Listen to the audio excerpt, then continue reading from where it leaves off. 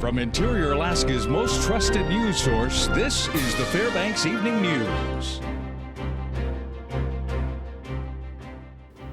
Welcome to a special Sunday edition of the Fbx Evening News. Today is February 9th, 2014. I'm Holly Seiler, leading our news tonight. The unexpected announcement that Flint Hills Refinery in North Pole would cease oil processing left many questions from Interior residents. One of Flint Hills customers, Golden Valley Electric Association, will feel the impact. News Center 11's Stephanie Woodard has more in this report. Golden Valley Electric Association receives 29% of its power from oil, most of which comes from the Flint Hills Refinery. CEO Corey Borgeson says that he was amongst the many who found out last week about the closure. We really found out, we have our ear to the ground, and we know that Flint Hills had probably been thinking about this, but when they pulled the trigger, when they knew, I got a courtesy call from Flint Hills, which we appreciated, about an hour and a half before the press release went out. Certainly it's going to affect Golden Valley. We purchase our fuel from Flint Hills that we operate our gas turbines on, and we're going to have to find alternative sources of fuel. This leaves many asking, how will this affect the prices of electricity in the interior? That's something GVEA says they will monitor and notify their members of as this all plays out. Yeah, we certainly will keep our membership apprised of what will happen to our source of fuel and if the prices goes up. You realize that we're going to be able to continue to get fuel from Flint Hills. It's refined up here until June 1. And then we go into our summer months, and we've got some potential other ways of getting fuel, particularly during the summer months when our load is lower and we don't use as much fuel. One promising factor in all of this is that many steps have already been taken to help reduce the amount of oil needed to produce electricity in the interior. It was a very good decision for the board to go ahead with the Healy coal plant that we think will be on board and providing power a little bit over a year from right now. So that is very important. And also the gas trucking project that we've been working on would bring gas to the interior, we think, in the end of 2015. And so we just have to have a little bit of a bridge until those alternate opportunities come to Fairbanks. GVEA says although this will be a transition for everybody, members should not see any power outages due to the shutdown. We appreciate the support of our membership here, and we've had a lot of people inquiring about what's going to happen. So we understand people are concerned. We just want everyone to know that we have plenty of fuel and ability to keep our lights on here, and so we're going to keep things going here at Golden Valley. Stephanie Woodard, News Center 11. State Senate President Charlie Huggins says it's unlikely a bill meant to advance a liquefied natural gas project will be referred to the Senate Judiciary Committee. Minority Leader Hollis French requested the referral for Senate Bill 138, which is scheduled to be heard by the Senate Resource and Finance Committee. French said there are legal issues involved, including those surrounding TransCanada Corporation. The state has proposed transitioning from its current arrangement with TransCanada to a new agreement for the revised project. Governor Sean Parnell is still optimistic that a gas line project will happen. It's a good time in Alaska when we've got the alignment of these parties on the Alaska LNG project in Nikiski, and I look forward to legislators taking up our gas line legislation soon. An attempted burglary in the area Friday ended with the arrest of 2 men. State troopers responded to the call on Badger Road at about 3 p.m. One of the suspects, 36-year-old Jeremy Casey, is reported to have jumped from the garage roof of the residence and fled on foot. Troopers say he was quickly detained. 34-year-old Cody Ladig was also listed as a suspect after being detained when a fuel delivery driver reported a suspicious-looking male walking in the area. Both men were jailed on charges of burglary, theft, criminal mischief, and conspiracy. Education funding is one of the main topics of discussion in the legislature this year. Student advocates meet with lawmakers in Juneau each session to make a case for funding their campuses. Anchorage Chancellor Tom Case asked UA students to advocate for funding for the Alaska Airlines Sports Center. However, students felt that that was not a top priority, and projects like a power plant for the Fairbanks campus is. I think it is important to get money for the operating costs because there's no point in building the building if you can't afford to open it and run it.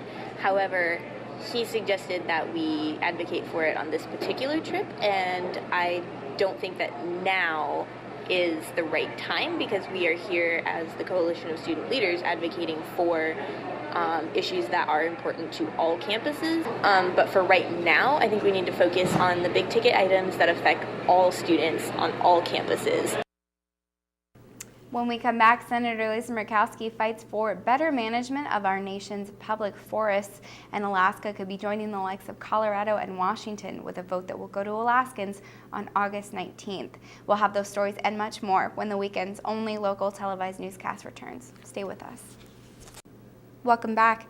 Senator Lisa Murkowski has been pressing Obama administration officials to more actively manage the nation's public forests to ensure healthy ecosystems and economies in rural communities surrounded by national forests. Last week's hearing of the Senate Energy and Natural Resources Committee, Murkowski said a national approach is badly needed to resolve the failures of the current management of the nation's forests, including Alaska's Tongass National Forest. The National Forest Jobs and Management Act would direct the Forest Service to prioritize timber harvests over the next 15 years. You got a real sense in terms of the challenges that we face in really doing any level of development or activity within the 9.5 million acres of the Tongass there, when it comes to how we might develop our renewable energy resources, how we might access our mining potential, how we might deal with transmission lines when you have the very, very heavy burden of the roadless rule in front of us. Now, I have insisted that Fairbanks North Star Borough officials want state lawmakers to kill a bill that would require the borough school district to join a state insurance plan. The borough says it has a well-run school insurance plan now, and costs will climb if it joins a state plan. Senate Bill 90, sponsored by Wasilla Republican Mike Dunleavy, aims to save districts money by pooling schools' insurance plans. Officials say state health care plan costs have increased 31% during the past 3 years. The Fairbanks School District has gone up 17%, and the Fairbanks Borough has fallen 4%. The Fairbanks and North Pole areas will be under air quality alerts until Monday. This is a scene that's been repeated over and over again this winter. One of the reasons is more and more homeowners are resorting to using wood stoves, which means more particulates are in the air. Saturday, the Cooperative Extension hosted a firewood workshop to educate residents on how to burn wood more efficiently. Also, seminars were given on collecting, storing, and drying wood to maximize the burning capability and minimize the amount of pollution. Officials say the clinic is necessary to alert the public of the proper technique for burning firewood. All of the wood, the factor that using wood is to save money over the use of fuel oil. And when you burn it more efficiently, you're going to save more money. It's easier on the resource, and we'll just be able to, we'll have less air pollution, those sorts of things. The difference between burning cured wood and uncured wood is about 20 to 30% more moisture content in unseasoned wood. And that goes right up into the atmosphere as smoke instead of heat. Alaska voters will decide this summer whether to legalize marijuana for recreational use in the state. The Alaska Division of Elections confirmed last week that a citizens' initiative has met all thresholds needed to appear on the August 19th ballot. More than 31,000 signatures have been verified, with enough names coming from House districts across the state. The Lieutenant Governor's office hasn't yet verified the question for the ballot, but it's expecting to do so in the coming weeks. One of the sponsors says it would create similar regulation in Alaska as in Colorado and Washington. The intent is to regulate marijuana pretty much the same way that alcohol is regulated. Public opinion nationwide has shifted substantially, really just within the last few years. Recent polling numbers across the country, and some we did in Alaska, show that more than half of voters support regulation and taxation of marijuana. Sports is up next, and we have highlights from the Mid-Alaska Conference Championship game. Also, big news in the Yukon Quest is one of the race leaders ran into trouble today. Lots of updates and action from the weekend in interior sports. Stay right here with News Center 11. Welcome back, Alaska. Michael Ives here with your Sunday sports update, and we have some championship results from last night's interior action.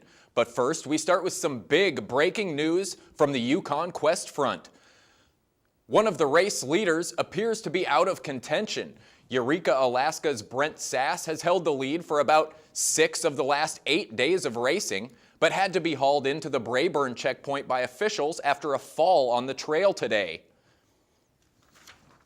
Reports from the Canadian media show that Sass was injured early this morning and had to be recovered. Unofficially, reports say that Sass may need to be airlifted for care, but the same report also says he is in stable condition.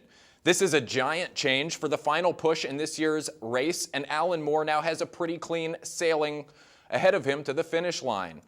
Moore holds first place over Hugh Neff now by a sizable margin as he gets underway from Brayburn for the final 100-mile push into Whitehorse. Neff is approaching the Brayburn checkpoint and will have a mandatory 8-hour stop there. With Sass out of the running, rookie Matt Hall will assume third place, followed by Cody Straith in fourth. They, however, trail the leaders by about 150 miles. Defending champion Alan Moore leads the 2014 Yukon Quest with a 100-mile run to the finish line on his plate. Now, last night was Game 3 of a weekend series for the Ice Dogs against the rival Wenatchee Wild. With Fairbanks taking the first 2 games of this series, Saturday's matchup ended up being a closely fought battle. To the Big Dipper, where Kevin Aldridge gets another start in goal, and he would be put to work by Wenatchee. The Wild would take an early lead as Brendan Harris beats Aldridge glove side. Then the Ice Dogs would answer in the second period as Ethan Somoza stays hot and buries a feed from Hans Gorowski. Somoza now has 5 goals in the last 6 Ice Dog games. A shutout third period and overtime period leads to a shootout for all the marbles. Trading makes, they would go into the 10th round of this shootout before Nick Hins finally gets the deciding score, and the Ice Dogs sweep the Wild right out of town. Now to MAC title game, where high school hockey had a dog bowl matchup for that conference title. The Malamutes and the Wolfpack would face off for MAC supremacy, and it would be the Pack running the show. Goalie Lane Wood would get the shutout on 13 saves, and the Wolfpack whips 47 shots on goal and finds the net 6 times for a 6-0 win. Gabe Rankin had a 2-goal night for the Wolfpack, and they click on all cylinders as they head to Wasilla for the state championships. The Lathrop Malamutes will also play in Wasilla as the MAC number 2 seed. Rankin tells us about the joy of competing for the state title. Express it myself, but I wouldn't rather have it with anybody but these boys. We're a team, we're a family, and I'm excited to go to state with these fellows. The Interior's top high school wrestlers are down in Anchorage for the ASAA state tournament, and we have a couple local champions. Starting off with Ben Davis from North Pole as he took the title in the 285-pound class, beating Kodiak's Leo Sega in a tiebreaker. Another interior champion was crowned as Lathrop's Joe Dickinson won the 160-pound class in convincing manner. The overall team title would go to Wasilla, with North Pole leading the interior teams in 5th place overall. Lathrop finished in 8th, and West Valley finished 16th. Now to the Alaska Nanook men's basketball, who's had a habit of dismantling opponents who dared step on the Patty Center floor this season. Last night, though, they faced one of the top 20 teams in the nation, and Seattle Pacific was able to turn the tables on the host Nanooks. The home winning streak would end at 11 for Alaska as they would try to knock off a tough Falcons squad, but they were answered at every turn. Stefan Tizzo would sink 3 triples on his way to a Nanook high 17-point night, and Andrew Kelly again played well for the Nooks, but Seattle Pacific would get a checkmate in this contest with deadly shooting and an emphatic dunk in traffic by Patrick Simon. The Nanooks fall by a final score of 67-56 and now sit 3rd in the GNAC with an 8-5 conference record.